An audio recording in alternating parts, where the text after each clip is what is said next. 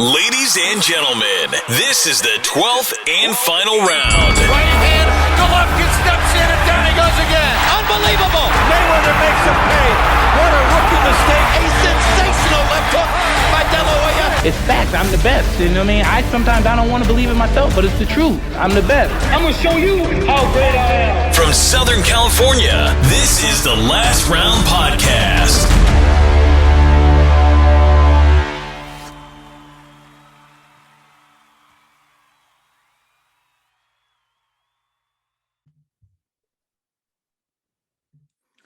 Welcome to the Last Round Podcast, and today we have something a little bit different. Today we have the co-founder of Fit Warrior brand, Fernando Medina. Thanks for joining me today, Fernando.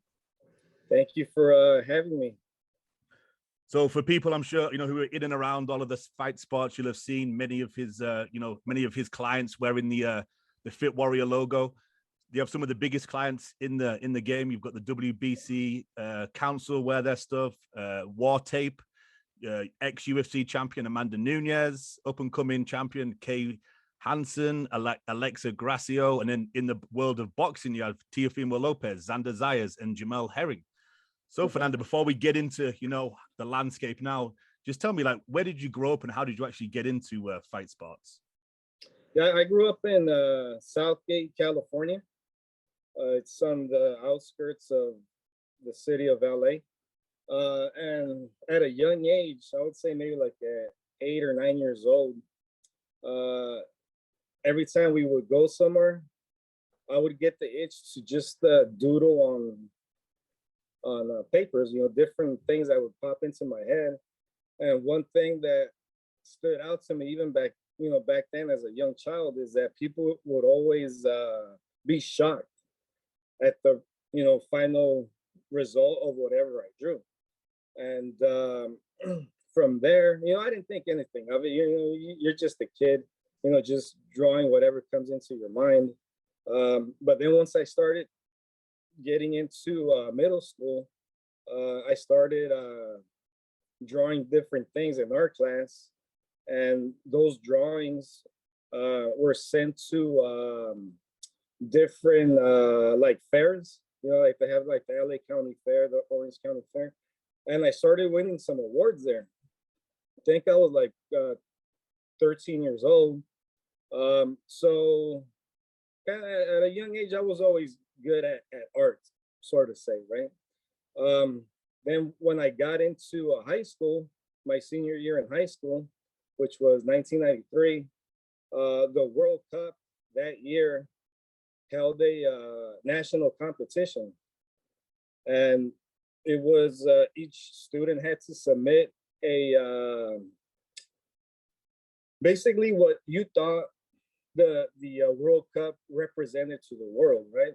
So I submitted my drawing, and right before I graduated from high school, I got summons to the front office where I was told that the FIFA had chosen my drawing to be shown at the Rose Bowl, which the Rose Bowl was the main stadium for the championship.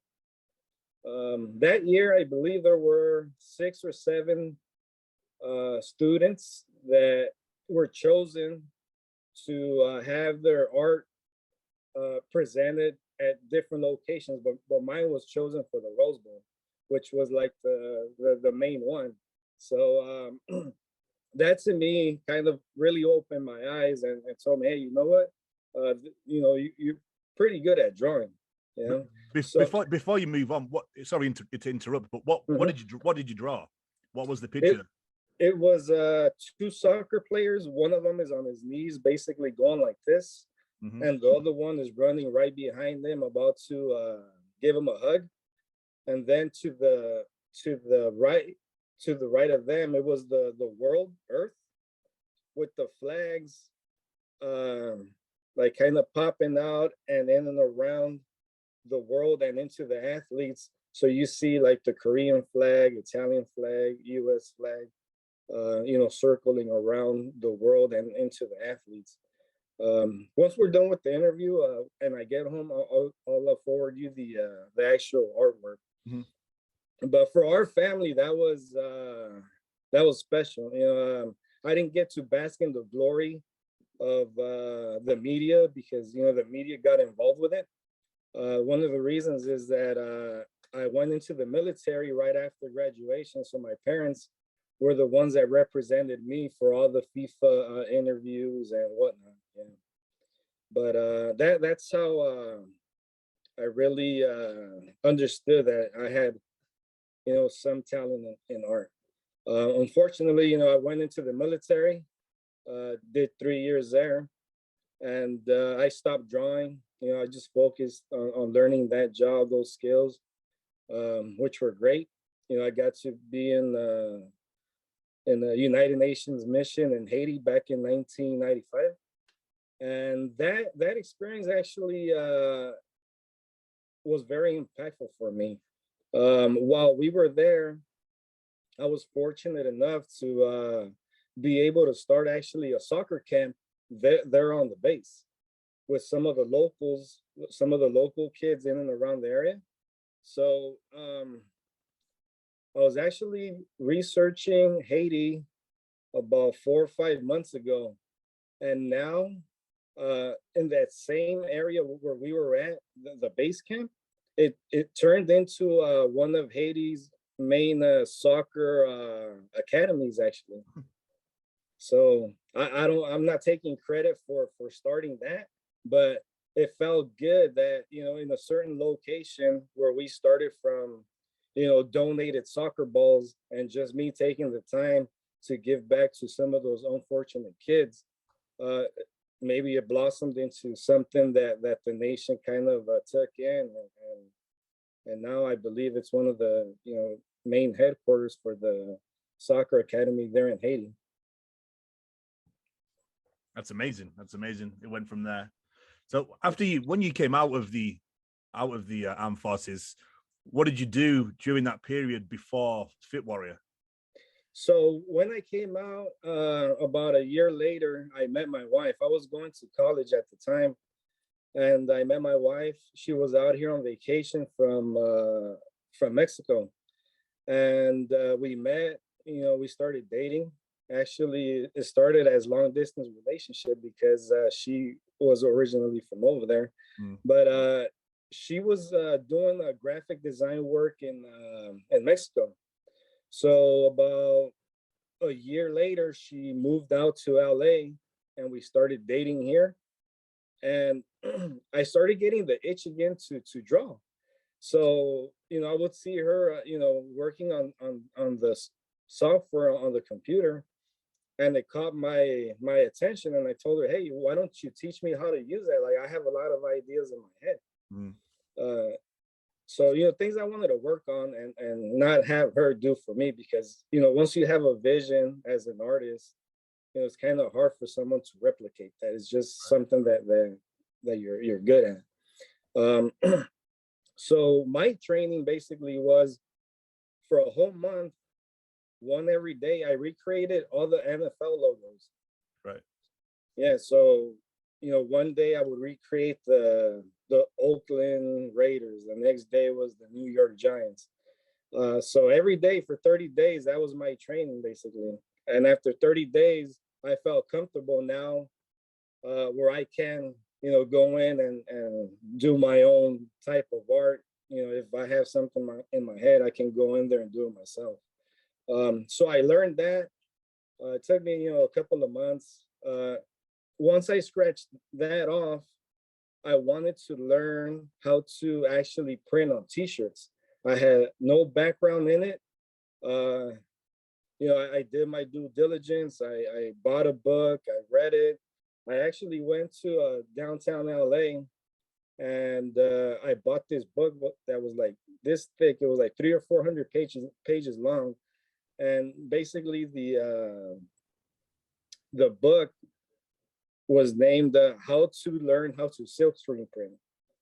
So I bought the book, went home, read it that same night. And at the end of the book, it taught you how to make a makeshift printing machine out of wood that you can buy at a Home Depot. So I think the cost was like $200 or $300, right? So I went to Home Depot the next day, bought the wood, brought it back, and it took me another day to build a whole silkscreen print machine from wood. You know, and we had no budget. I still didn't know how to actually print the shirt, print the ink on the shirt and then cure it, right?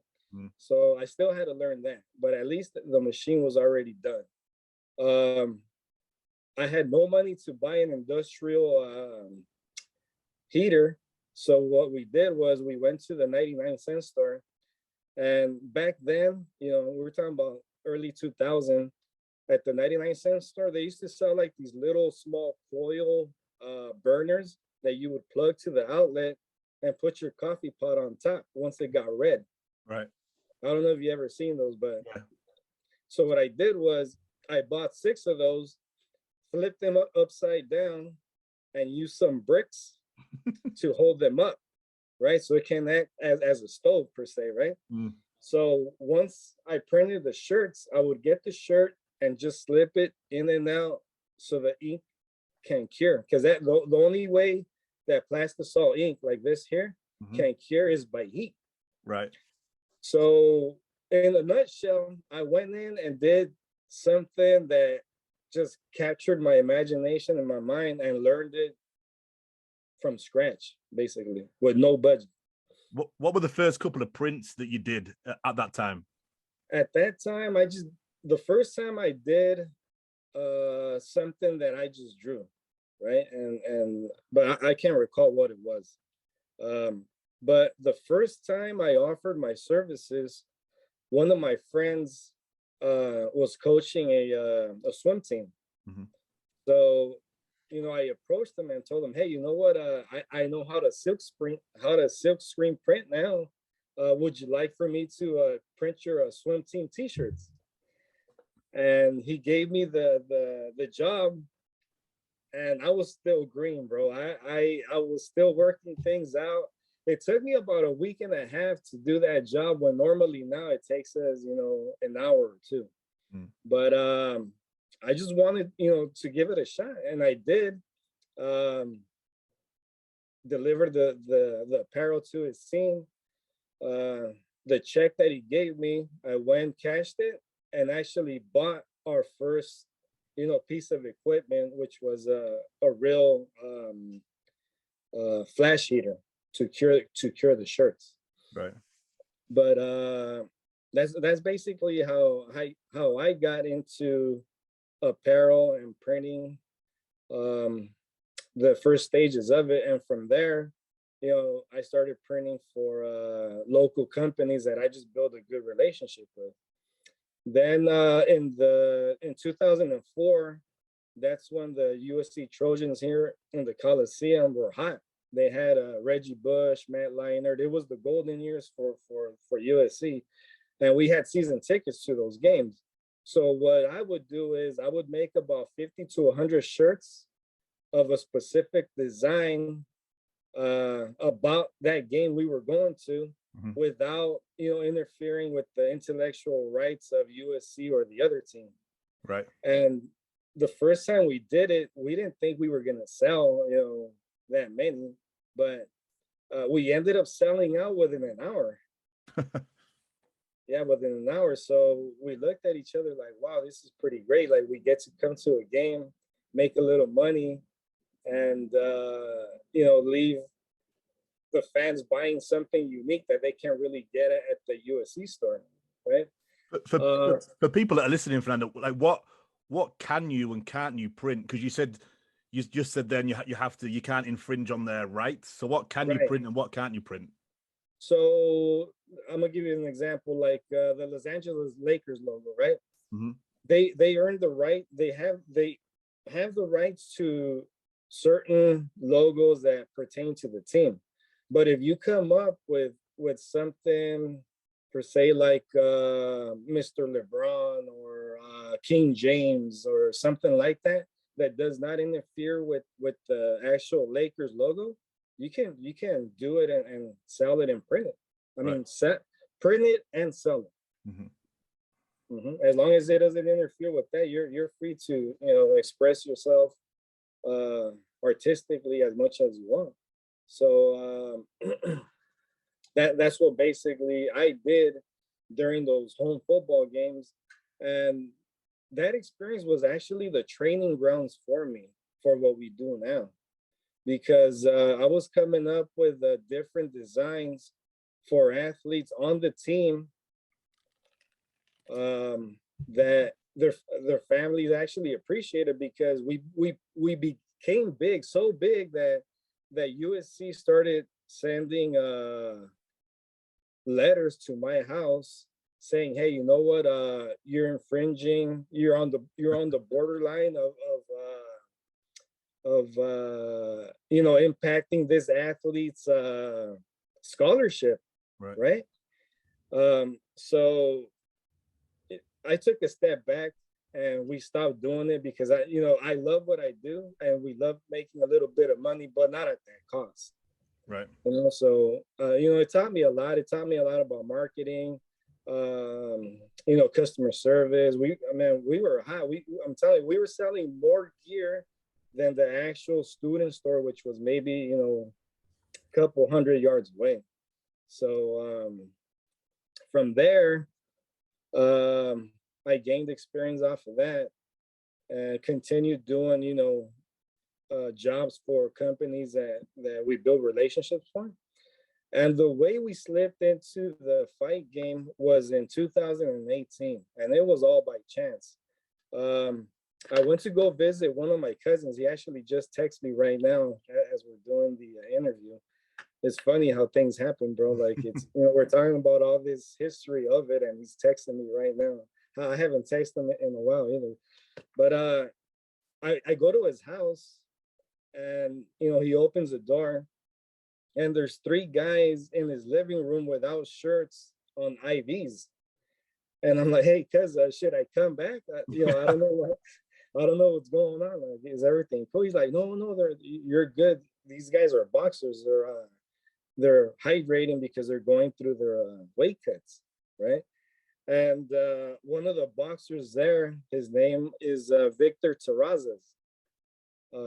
Former WBC, I believe he was a bantamweight WBC champion at one point.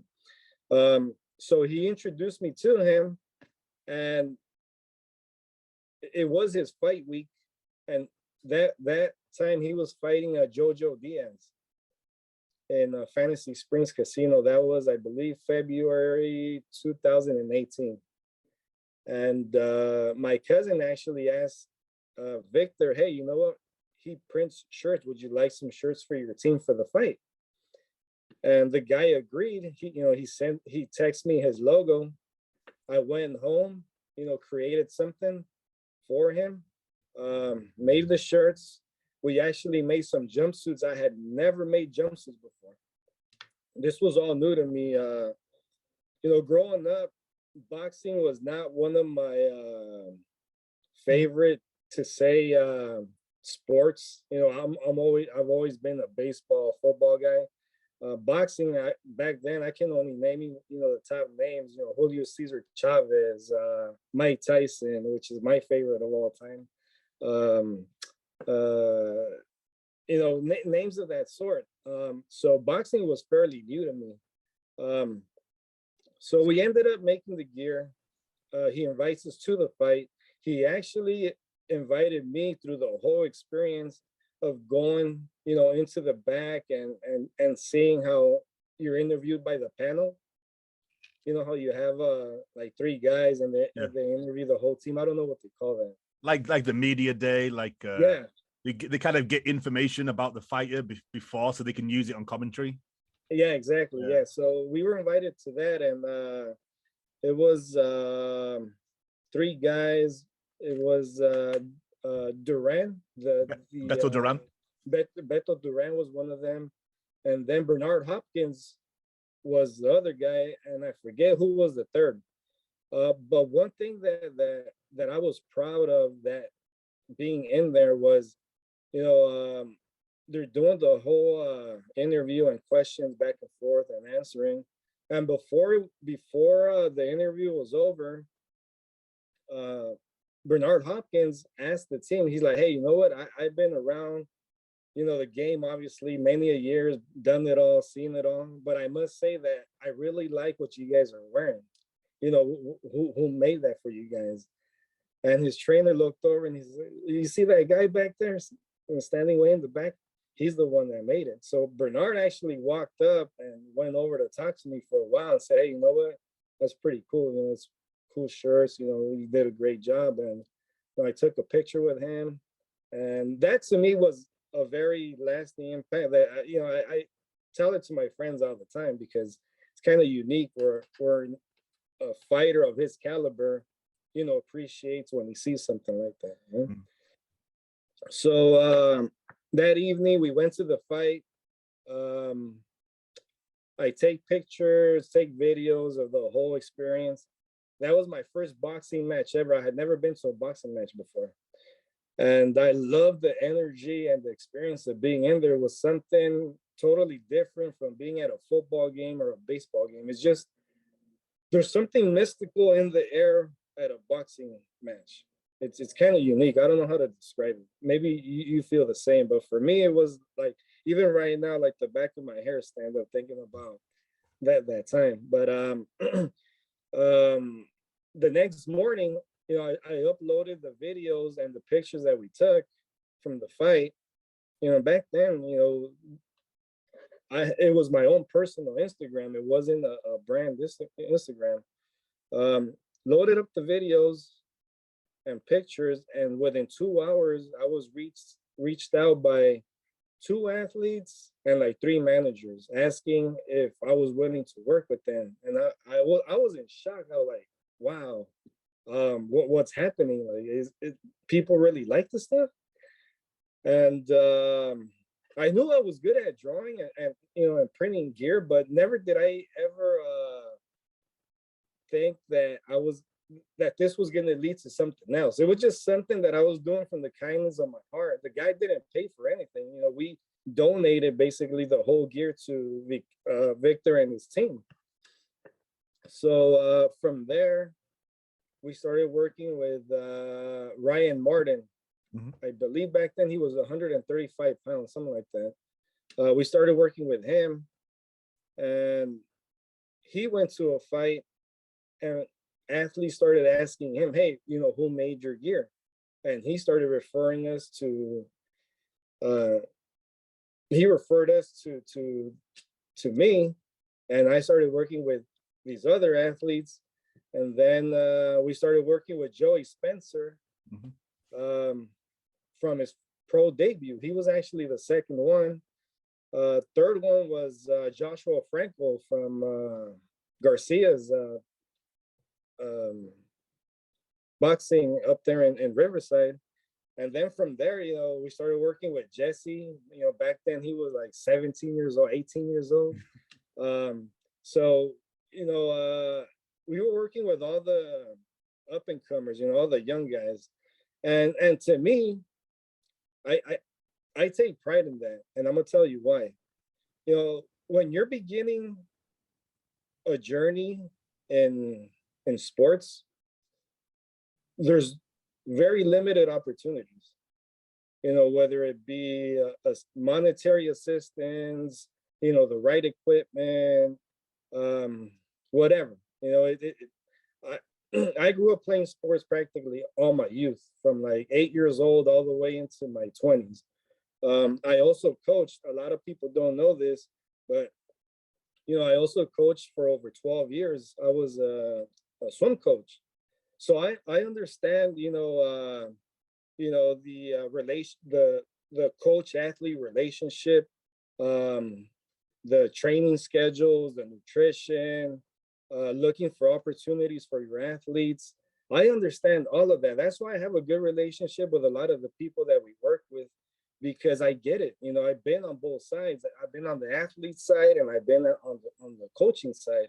So, whether it's boxing, baseball, whatever, everything's the same, because you're teaching the same work ethic, nutrition, everything's related, So one of the things that I learned as a coach was that there was always very limited opportunities to give to your athletes. So when we worked with the Razas on that first fight, I'm like, you know what, maybe we can start something where we can help all the young guys coming up that don't have those same opportunities, like Canelo. Canelo has his own gear. He doesn't need anybody like us. Spence has his own gear. He doesn't need us. Crawford has his own gear he actually has his own store in Nebraska. Those guys, they've been in the game, they've made, a lot of money, so they can do things like what we do for themselves. But not everybody else has those same opportunities, so basically that's how we fill in that void. My battery's going dead. All right. What year did you name it Fit Warrior, and where did the name come from? So the name came from actually once we started working with these athletes. Prior to that, a friend of mine and myself, we ventured into doing a triathlon. We had never done one before, and we wanted to try something new and unique that would challenge us. So we went and did that, and we finished it, had a great time. It was in Catalina Island. And we came back and we said, you know what, how can we take this experience and give back to somebody else who's going through, whatever, whether it's depression or anxiety or going through a bad time in their life, whatever it is, maybe we can, fulfill a platform where we can help other people, do great things, just like we just accomplished, right? And that's where the name came from. We're like, how about Fit Warrior? That relates to everybody across all sports. It's not just boxing, it relates to everyone across the world. A Fit Warrior impacts, all genres, all backgrounds, anything you do, everyone can relate to a Fit Warrior. So that's how we came up with the name. We wanted a name that can relate to everybody across the world. And the FTWR is just the abbreviation for Fit Warrior. A lot of people, when they see the FTWR, they say, oh, Fight Warrior. But no, it's right. It's FTWR is abbreviation for Fit Warrior. Who came up with the quote that you have on the website? And I'll just read it now so everyone can know. It's, Fit Warrior is more than just a brand. It's a way of life. So be brave, be strong, and be courageous in your pursuit of your goals. I'll take the credit for that one. Yeah. Yeah. When you're starting your website, and you're doing your bio and wanting people to read something about your brand or your business, I wanted them to read something impactful, not just like, okay, we do gear for so and so and this athlete, these sports and whatever. I wanted them to understand that our brand is more than just that. We're more than that. So we take pride in what we do, and we take more pride in impacting people's lives more than anything. The brand is more of a platform to help all the athletes we work with, and they bless us with the opportunity. Every fight for us is a blank canvas. We get to create something cool that they appreciate and that their fans are going to appreciate, and we're just along for the ride. Since we're touching on that, let's kind of go through the process together. So you can give me an example if you want, like a fighter reaches out to you. What's the process from them reaching out to them then walking to the ring with your apparel? So the first steps, and I'm a kind of worded to where it's someone that we've never worked with before. Mhm. I actually go through Instagram, and I look for athletes that represent themselves well. That to me, character is number one, right? And then talent comes after that, and then third is how good they are, on social media. Do they interact with their fans? Are they, do they have a positive social media outlet?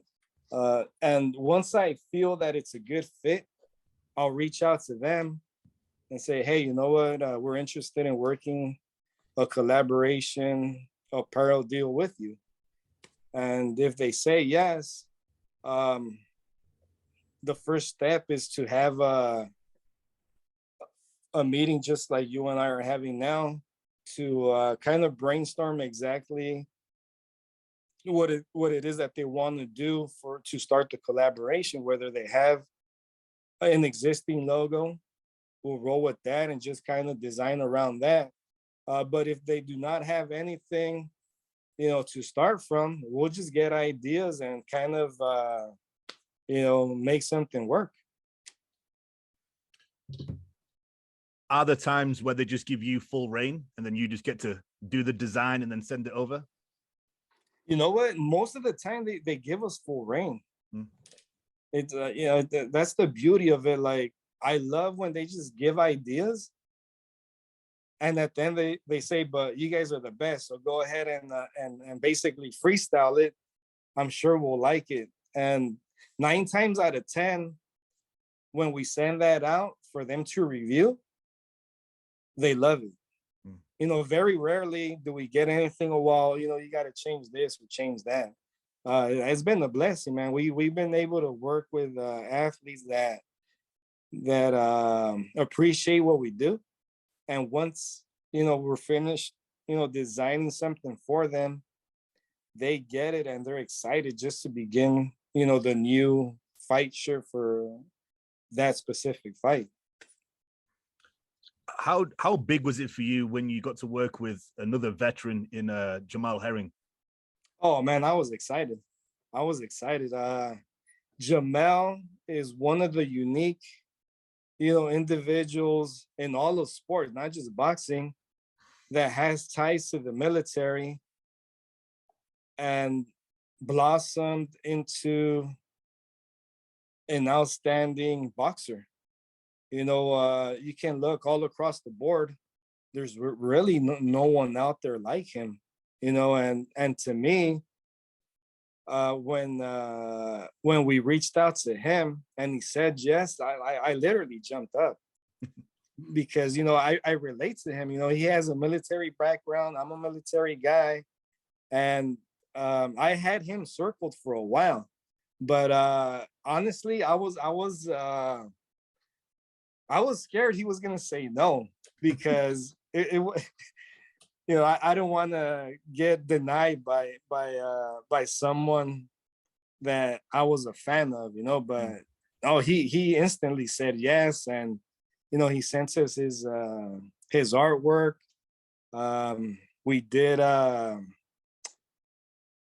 believe we started with his actual design on a black shirt with gold, and it looked beautiful. Like, we shipped it to him. He opened it. He's like, oh my God, this is just amazing. He had never worn any of our gear. So I was excited for him to see his reaction, and he totally loved it. But yeah, man, I was excited to work with Jamal. Even to this day, we still work with him. How did the collaboration with Teofimo Lopez come about? That one, you know what?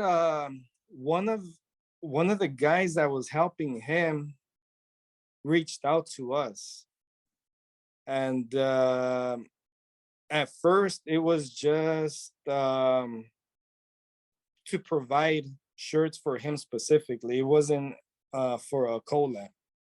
Teofimo actually made us work for it. So Teofimo has a very small circle. He doesn't let a lot of people come around and do things for his team. You have to kind of like build to it. But fortunately, we started doing little orders here and there specifically for him, and then he would wear them to different events, media interviews, and things like that. And then about a year later was when he blessed us to actually start an official collaboration with us, hosting his gear on our website. And from there, obviously he turned that was in 2018 when he first started using the takeover. A lot of people thought he was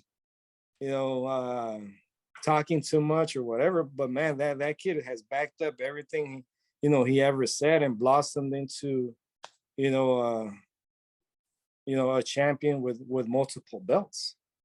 But that's how that began. It was through one of the people that was helping him with different things for the team. And how about the collaboration with ex-UFC champion Amanda Nunes? Because she's, one of the biggest in the game, one of the pioneers of women's fight sports. Yeah, with her, this is also a cool story. We're working with Johnny Ebley, which back then, he fights on Bellator. He's actually fighting for a title very soon, like I think in like a month or two. But back then, he was just beginning his career.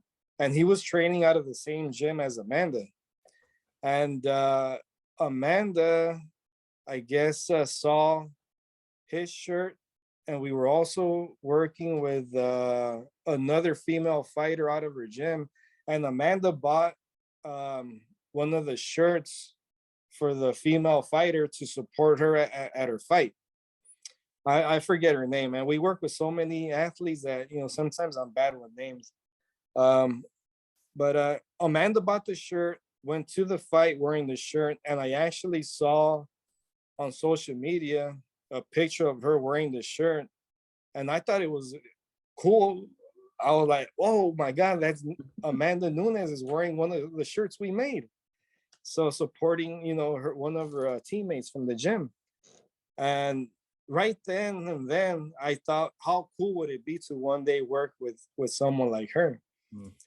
And maybe about 2 weeks later, my phone rang and there was a number from Florida, unknown, but the number came up. So I answered it, and it was her girlfriend, now wife, Nina Ansaroff. So she called and said, hey, my name is Nina Ansaroff. I'm looking to inquire about possibly doing, shirts with you. So at first I thought it was someone, calling me, making a joke, right? And I said, who are you again? Because the name sounded familiar, but I couldn't hear it clearly. And she like, Nina Ansaroff, Amanda Nunes' girlfriend. And I totally went into shock, bro. I couldn't believe I was getting this call. And so I quickly said, how can we help you? Of course, so Amanda fell in love with the way we make the gold on the shirts. And but I'll get into that after I answer this question for you. So I told Nina, hey, you know what? Send me what you want on the shirt and I'll send you a sample. That way, you can see exactly what it is that we do. She's like, well, we know what you do. We just want to, work with you. So I said, send me your logo and then, we'll get it started. She sent me her logo and I was in Riverside with my wife. We were visiting a family member. As soon as I got off the call, I told my wife, hey, we got to go. We got to go home right now. She's like, what happened? I'm like, I'll talk to you about it later or on the ride back, but we got to go home now. So went home. When we started all this, we were working out of my garage at home. And run into the garage, I download the logo, I make the shirt, I run to FedEx and pay for overnight shipping. So the package gets there the next day in the morning. I get an alert on my phone and I text Nina. I say, go to your front door. There's something there for you. She's like, what? I'm like, there's a package there for you. Go, go get it. And she opens the door and gets the package. And she calls me, like 2 minutes later. And she's like, are you serious? I'm like, now you know how we do business. That was to me to prove a point saying, hey, not only do I want to work with you, but now you know exactly how determined and the way we go about, doing things with our brand, and she instantly said yes to the collab. And that's how that happened. Just before we started recording, we were kind of talking about how we both kind of have the same sort of saying in you only get one first impression. Mm-hmm. And that just kind of goes to show, would you say that's what sets you apart from other brands? Yeah, man. Yeah. I take pride in that. I whenever we work with someone, I want them to understand that, we're all of this is in their best interest, not ours. We're working for them and trying to do the best job possible.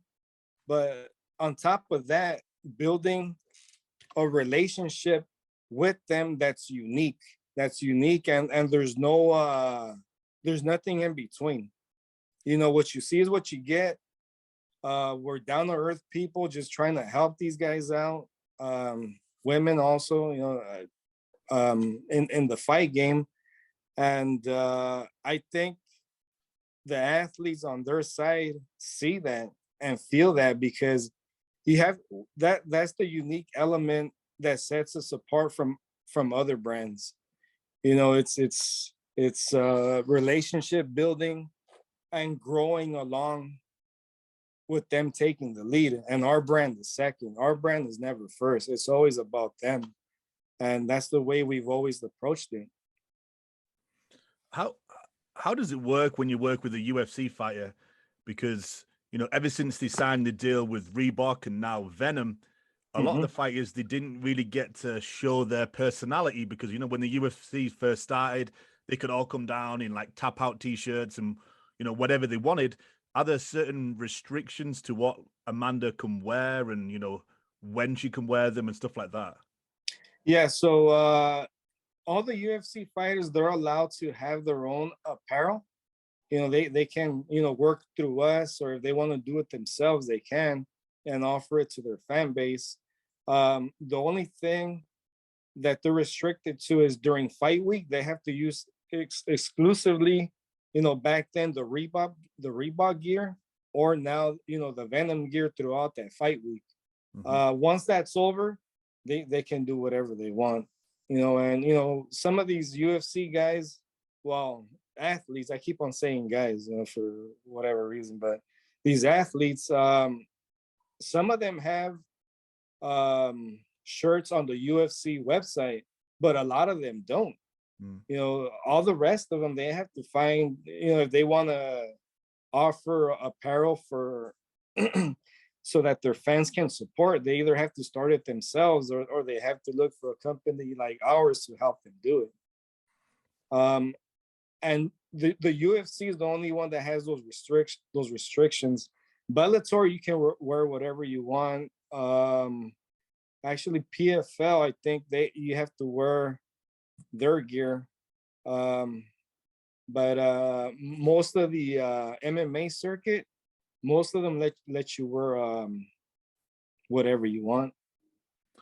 Are there any other sports that you're looking, that hopefully Fit Warrior can like move into? Because at the minute you're mainly just fight sports, right? Like MMA and boxing. Yeah, we're primarily MMA and boxing, but we actually have an NFL guy, Scotty Washington, that plays on the Cincinnati Bengals. We have a collab with him. He's actually a huge UFC fan and bought I forget what shirt he bought, but he bought one of the athletes that we work with. He bought a shirt, received it, and reached out and said, "Hey, your gear is dope. How is there a possibility that you would work with someone like me?" Well, of course, man. Like, he opened up the door to a whole different sport. And my favorite sport is college football, then NFL second. Mhm. So when someone from that side of the spectrum in sports reaches out to you and you're a fan of it, most definitely. We started the collab, and to this day he's still working with us.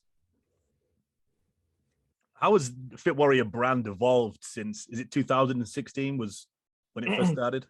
The idea of it was 2016. That was when we finished the triathlon. But the starting point of actually being a brand was in 2018. So technically, the idea started six years ago, but it didn't gain any wheels until 2018. So it's literally been 4 years. So we're still young, man. We're still growing. We're still learning a lot. Every day is a different experience. There's things that we're learning on each week, each month. And I look at it more like we haven't even started yet. It's still in the beginning stages. So there's more to grow. There's more to more things to do. But the only way we can continue to do that is by keeping the door open to a lot of these young guys that are coming up in the sport of boxing and MMA. But now we're getting more opportunities to work with bigger names, like Kayla Plant, obviously Amanda, Alexa Grasso from the UFC, Irina Aldana from the UFC. It's a blessing, man. We get to work with outstanding not only athletes but individuals. What's the future aim for Fit Warrior? So in 5 years' time, where would you like to be? And I don't know where we're gonna go. The hope is that we keep on setting high marks for ourselves, as a brand, continue to keep on supporting the sport of boxing, the sport of MMA. We've me personally, I'm forever grateful to the fight world, because they literally opened the door for me personally as an artist to showcase my craft and my talent of what I always wanted to do as a kid. What I do on a daily basis, I don't even consider it work. It's fun. I get to draw things every day, make things every day. We have a team. Our team is all family. My wife is involved with the brand. My older son, he's 18 years old. He knows how to do everything that I do outside of the art, of the design process, the artwork and all that. We have 2 other females, that work along with us. And I have, co-founders that support, the build of what we're doing here. Justin Villa and Ivan Villa, it's a father and son that, I presented them the brand at a fair, about 2 years ago, still, in the early stages, and they thought it was great. They thought it was, something that can blossom into something cool, because they saw the vision, they saw what we were doing, and they're also people person too. So they saw that we were, building a platform where athletes can benefit from financially, but at the same time, create cool relationships with them. unique relationships and help them however way we can along the way in this journey that they're taking, because this sport is brutal, man. I've learned, so many things that I didn't know about it. It's for some athletes, it's a hardship, so all we're trying to do is come in and provide a platform where we can help them, however we can through our brand.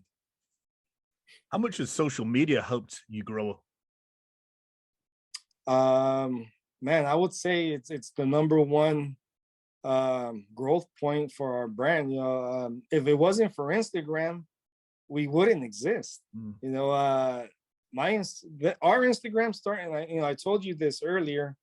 It started as my personal Instagram, and I would upload what we did at the triathlon, and personal things that I was doing after that dealt with health and fitness, right? And because that triathlon helped me, I was going through a bad time during 2016 and a couple of years back. I was overweight, dealing with certain things in my life that were hard for me. It's been one of the hardest times in my life. And if I did not venture into doing that triathlon, I wouldn't be talking to you right now, because that triathlon changed my whole life.